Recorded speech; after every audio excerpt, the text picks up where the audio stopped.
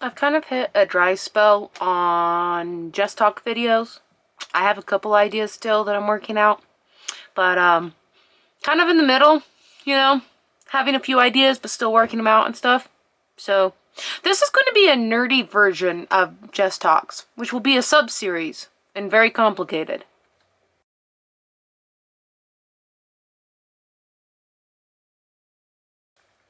Well, as I said, this is going to be a little bit more of a nerdy version of my Just Talks. It is well, when this hopefully goes up, it'll be the first week of March. So we're 2 months into the year, hanging out. I don't normally keep track of the books I've read in a year. Usually, I just read, and I don't do any keeping track, writing down, or anything like that. This year, I decided I wanted to. Years ago, I did keep track for 1 year, wrote down all the books that I read when I was like 9 or something like that. But I haven't since then, but I decided this year I wanted to keep track of the books that I have read. So, because I'm in a bit of a dry spell when it comes to, I think I'm using that word right, because I am in a bit of a, I don't know what's writer's block, but when it comes to making videos, I'm in a little bit of a dry spell, writer's block when it comes to my other Just Talks videos. I thought it would be kind of fun to talk about the books I have read in the last 2 months, or the first 2 months of this year. This is a stack of the physical ones. I have read some that are not physical. They've been ebooks, basically. So I wanted to talk about those too. So this is the books that I have read in a 2-month span. Now, first, be a little bit honest and a little bit time thing. This is going to go up the first Wednesday of March, but I'm actually filming this in February. So I will talk about the book that I'm currently reading, which I'm currently reading it on the library's website, or library app, actually. I'm reading Welcome to Midsford? Hang on. I gotta look up what it's called. I'm gonna be putting pictures up for the ebooks that I have, that I've read, because I don't have the physical copies to show you. Welcome to Mitford by Jan Coron. Caron? I'm bad at names. That's why I never look at the author's names. I have no idea if I'm going to be saying spoilers or not, so I'm putting it right here, right now. This is your spoiler warning. I probably won't be saying spoilers for any of the books that I have read, but in case I have, this is your spoiler warning right here, right now. So I'm moving these out of my way. It's a cozy little book following a pastor, a Father Timothy, who is the pastor in Mitford, small little community up north somewhere. I don't remember if they said, I want to say it was North Carolina, but I don't know for sure if that's where the book is actually set or not. I don't really remember, but it's a cozy little read. I have about 4 more chapters to go and I'll be done with the book. It's, I don't know, I'd put it in the cozy category. I don't know what else to call it. We're following him around as he's basically following different people around in the town. Different stories are coming up. I just read a chapter where we were talking to one of the elderly ladies from his church that was telling him her love story from when she was a little girl into her teenage, young adult age. That's the chapter I just read today. There's a dog involved. There's a thief involved. He's currently taking care of a friend's son. Just a lot of fun, slice of life, cozy little book. Really enjoying it. But I haven't finished it yet as of recording this, so I don't have a rating for it. I will probably mention it in the next video. Odds are good this is going to be a reoccurring series. So, the first book, wait, no, I should do 1, 2, 3. Okay, I have read 12 books so far in the months of January and February. I have read 12 books, not counting Welcome to Mitford, not counting that one. I have completely read and finished 12 books so far. About I don't know, about half of them, it looks like. A little more than half of them I have physical copies. Oh wait, hang on, I'm missing one from the stack, because I also read that one. But a handful of them I read on my library's app. So the first one I'm going to talk about, I did read on the app called Thistle in Time, Folklore and Legends from Scotland. And let's see, I rated this book a 2.5 stars. No, there is absolutely no rhyme or reason for any of my starring. Just when I'm writing them down in my notebook, whatever is the first number of stars I feel like fits it is what I wrote down. None of this is scientifical? None of this is scientific. None of this is precise. Absolutely not. I read to have fun. I do not read to keep track. I do not read to have numbers and make anything make sense. So the star rating is completely 100% just whatever I'm feeling that day. So I rated Thistle in Time 2.5 stars. Now it was kind of a boring book, which I'm sad to say, because I really like fairy tales and legends and anything along that line. I really enjoy the old classic fairy tales, the Grimm's, the colored fairy tale books, you know, like the blue fairy tale book, the red fairy tale book, the pink fairy tale book. I love all of those types of books and stories. But that one was kind of on the boring side, the Thistle in Time. A couple of the stories were entertaining. I liked the one that involved a Silky, which was pretty cool. The Changeling one was pretty entertaining. But most of them I either can't remember or they were weird and not in a fun way. Like the one where the princess got turned into a dog. Didn't really care for that story or anything. So I wrote, that is why that one ended up with a 2.5. The second book I read was this one, Save the Cat, the last book on screenwriting that you'll ever need by Blake Snyder. Now, I got this book for Christmas, and I was super, super excited about getting this book and reading it. Didn't quite live up to my hype and expectations though, which I'm unfortunate. I did rate it at 3 stars in my book, which is interesting. I thought I rated it lower, but apparently not. There was a lot of really good tips. I loved reading the guy's stories about him and his screenwriting. The screenwriter wrote it. He had some really good tips, but ultimately I actually ended up disagreeing with him on a lot of his point of views when it came to storytelling in general. And he didn't like Spider-Man, and he didn't like Memento, and those I personally enjoy both of those movies. So him throwing those two under the bus kind of like, you know, I don't want to say be mad at him. I wasn't mad. He's entitled to his own opinion, as is I'm entitled to my own opinion. So, yeah, I didn't really care. I still have the physical copy, which is a good thing. I'm the type of reader that, well, so this is the fun part. I'm the type of reader that if I didn't like the book or if I DNF'd the book, I didn't keep it. Just point blank period. I only keep the books on my shelves that I actively enjoyed or actively like or anything along that line. So I did like it enough that I kept it, and it's still hanging up on my nonfiction shelf. But yeah, I mean, it was okay. It was an okay book. The next book I read, and I read it as an ebook, sort of.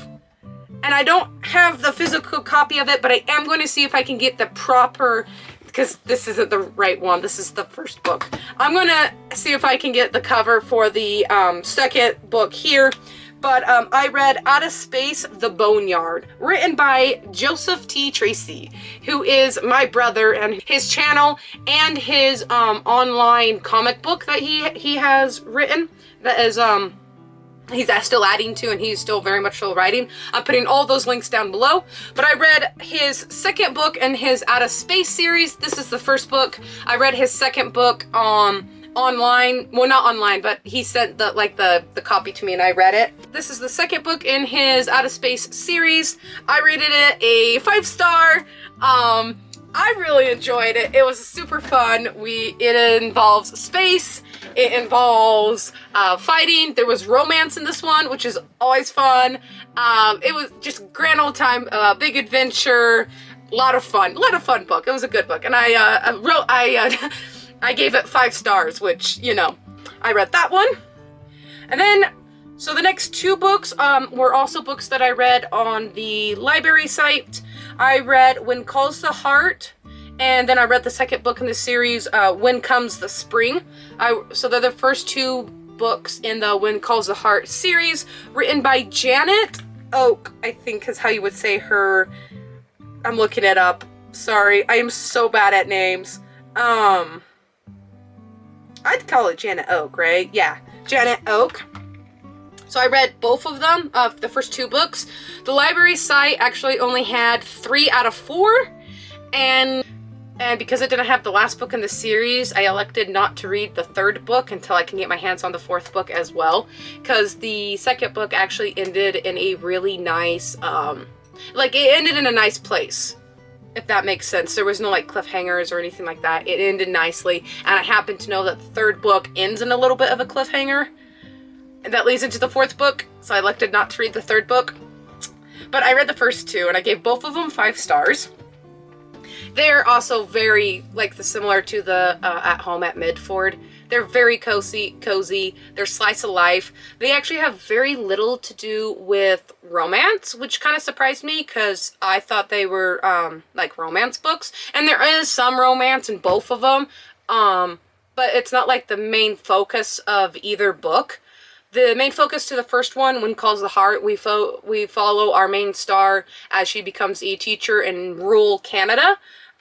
Very far away from any cities or any little farming community, rural city. And we basically follow her, and we don't get into the romance until the last 5-6 chapters. I mean, the main guy is introduced pretty early on, and he's in the story, but it doesn't really turn into a romance until very later in the book. And then the second book follows, I guess there's your spoiler, follows her and her now husband as they move even farther into the Canadian West and basically spend their first winter in a little hunting community. So both books focus basically on her trying to adjust to these 2 new lifestyles and stuff. Again, there is some romance here and there, but not a ton. They're very much so just your cozy, slice of life, Hallmark type stories, which I absolutely love. I have discovered in the last 2 months that I love slice of life and cozy books. I just need to find more, because I don't actually have too many of them, but I really enjoy them. I rated the When Calls the Heart series 5 stars for the 2 books that I read. She also has another series I want to get my hands on, but I haven't read them yet. The Love Comes Softly series. I really want to read those books, but I don't have my hands on them yet, so I should see if I can get those off of thrift books. Okay, the next book that I have read was this one. Gifts, Differencing, Understanding Personality Types by Isabel Briggs Meyer with Peter B. Myers. In my infatuation with psychology and specifically human behavior, my mom actually read this book first and recommended it to me, so I read it also, and it's a pretty good book. I did enjoy it, learned a lot. It wasn't too entertaining. I did skim read certain parts because it was kind of on the boring side for me personally, but a lot of useful information. Really cool book. I rated it a 3-star. And you know what? I haven't read too many nonfiction books yet this year. That's kind of entertaining, interesting. Okay, the next. Okay, well, we're going to do this book next, and then we'll get into these books because this is a series, and we'll get there. Okay, the next one I'm going to talk about is this one. I read The Tin Princess by Philip Pullman. This one I picked up at the thrift store because it kind of looked like it was a cute story. I rated this one a 4-star, though I might tack it down to a 3-star read. I really enjoyed 99% of this book. I really liked. We follow 3 people: a princess, her best friend / translator, and then a private investigator who gets thrown into this whole mix and is involved with everything that's going on. The princess is actually not royal blood. She accidentally became a princess and then accidentally became queen during World War II in a country that's made up little European country during World War II. She accidentally becomes queen. And the whole story follows her accidentally becoming all of these, her two friends being alongside her. There's a lot of, like, politics and treason. We had backstab after backstab going on, double agents everywhere you look. There was some action. There was a lot of just plain humor. There was a little bit of romance. Really enjoyed the book because I really liked the aspect of a, like, my camera's being crazy. The aspect of a, you know, a person who not born in royalty becoming royalty. Love those type of storylines. My only problem with the book is the ending. Okay, so the problem I have with this book is I was not happy with the ending. Here's another spoiler warning, because I am going to tell you why I'm not happy with the ending. We spend this entire book following the queen as she does, you know, blood, sweat, and tears to not only become queen, but keep the throne, keep the country in one piece. We spend the entire book fighting for her and for the country. And at the end of the book, the country is gone, and she is no longer queen. The country gets taken over by Nazis. That happens. So I'm not upset about that part. But because of how the politics played out, she doesn't die. She's just no longer the queen. So it feels like a big waste of time. So again, I rated it 4-star. I may knock it down to 3-star. I enjoyed it. I liked most of it, but I am so not happy about the ending in this book. Oh, but I may go find his Sally Lockhart books, because those sound like they'd be super fun to read. So these are the next 4 books I'm going to talk about, and that's we're going to talk about all 4 of them because it's one series. These books, I think I rated all of them. Okay, the last 3 I rated 4 stars. The first one I rated 5 stars. I liked the first one better. I'll flip these around in a minute to show you what they are.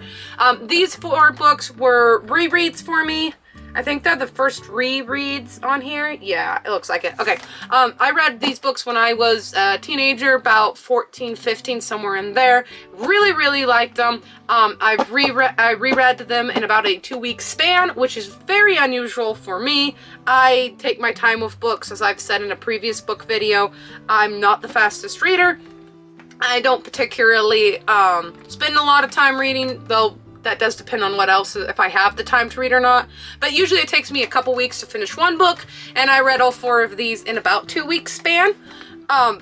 So I did give them very high ratings because I did really, really enjoy them. And these are, they're known as the Homelander, whoops, wrong book.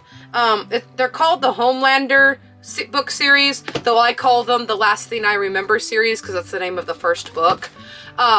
This is a action-packed book series. It's like if you took Jason Bourne and mixed it with 24 and made the main star a 18-year-old instead of an adult like in the other 2 books. But they're very heavily reminded me of both 24 and the Jason Bourne movie series specifically. We're not talking about the books for Jason Bourne. That's neither here nor there. So this book series follows 18-year-old Charlie West, I believe his name is. We follow him. He is your average run-of-the-mill American 18-year-old boy finishing up high school, just now falling in love, have some friends, have a little bit of drama, you know, you're all, he is also into karate, all your American type guy. He goes to bed one night, living that life. He wakes up and he has absolutely no memory of the last year. And he is currently being hunted not only by a bunch of terrorists, but he is also wanted by the police for killing one of his closest friends. That's the general gist of all 4 of these books. You spend the whole book following him as he's trying to figure out what happened, why he can't remember a year of his life, why all these things are going on, why the police want him, because that part really doesn't make any sense to him. And they're your run-of-the-mill action ones. I don't like to be too critical, but there are some points, like I really liked this series when I read it the first time. The second time reading it, I still really, really like them, but they were a little bit harder to get through because the author was very repetitive, just repeating almost everything that happened from chapter to chapter, which was a little annoying at times, but still ultimately really like the books, and I really like a lot of the messaging in it. They are Christian books, and so I really enjoyed all the Christian elements in it. I also really enjoyed the patriotism and all of that stuff. So still very much so enjoy this book series, and it amuses me to no end. I read all 4 of them in 2 weeks. Like, I don't usually do that, but I got very caught up and up. So I read those, and then the last book that I finished last week, this is the last book on this list in general, was this one, The Blythe Girls, Rose's Great Problem. Kind of an older book, as you can tell here. This book is written by, I don't know if it's the same author, but it's the same company, probably the same author, who did the original Nancy Drews and Hardy Boys. As you can see here, it's the, don't my face focus on this. The Gosselin and Dab? Grosset and Dunlap, however you want to say their name, who did the original Nancy Drews and Hardy Boys, and I actually think it's the publishing company that still owns them to this day. So it's done by the same people, written about the same time those books came out. This series specifically follows the Blythe sisters, hence the name of the series. There are 3 sisters who live in New York. It's not very mystery packed like the Nancy Drews and the Hardy Boys are. This is very much so another slice of life book, type book. Like, it's split up, not actually split up, but the story is split up into following each girl and their each dilemma. Older sister's boyfriend gets in an accident, so we spend the whole story following her. The middle sister works for a eccentric rich lady, so we spend her part of the story figuring out what the nephew's going to do, because the nephew's currently trying to steal the eccentric lady's money. So we follow the middle sister. She tries to figure that out. And then for the younger sister, Rose, she works at a department store, and one of her friends starts acting weird when the new manager gets hired on. Obviously they know each other, but no one is saying anything. They're not acting like they know each other, but obviously they did know each other. So Rose is in the middle of that because she's really good friends with both of them, even though she has no idea how they know each other. So it's another, like, just a slice of life cozy book written during the 20s. It's a pretty old book, kind of cool. I rated this one a 3 stars, kind of just like that average. I don't dislike it, but I don't particularly enjoy it. Not like the 5 and 4 stars on this list.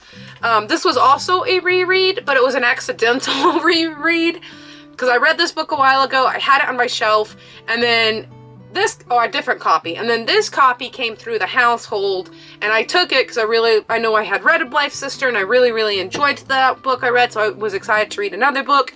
And I got a quarter way into the book and realized that the plot was very familiar, and it turned out to be the exact same book. I just had forgotten the actual title. So that was fun. It ended up being a reread, but I'm not upset. It's a cozy little book, and I read it during some snow and bad weather we had out here, so it just kind of fit the vibe pretty well. And so these are the books that I've read so far. In full honesty, I don't think I'm going to be doing one of these like every month, but I suspect I will be doing a video like this every couple months, just collecting all the books that I've read and talking about them, fangirling over them a little bit. I may even hold on to some of the ones that I end up DNFing, just so I can talk about why I DNF'd them. So far I've only DNF'd like 3 books, and I don't have any of the physical copies anymore, and I don't feel like talking about them, so I'm not going to. There's that. Yeah, this was the first episode of the Nerdy Just Talks, and yes, that's probably what I'm going to title this. Very imaginative. Now, I also plan to do one about the movies that I have seen so far, except I had the idea in February, so I didn't keep track in January. I do want to do one of the movies I've seen in February, and just kind of like fangirl and nerd out about the movies and books that I enjoy and I like. So, without further ado, the only other thing, if you've hung on watching this this long, I appreciate it. And I got one more thing. If you have any ideas for Just Talks, any subject that you want me to discuss and talk about it, I would love it to hear about it and love any ideas. So if you could put them in the comments, I would love to hear that. And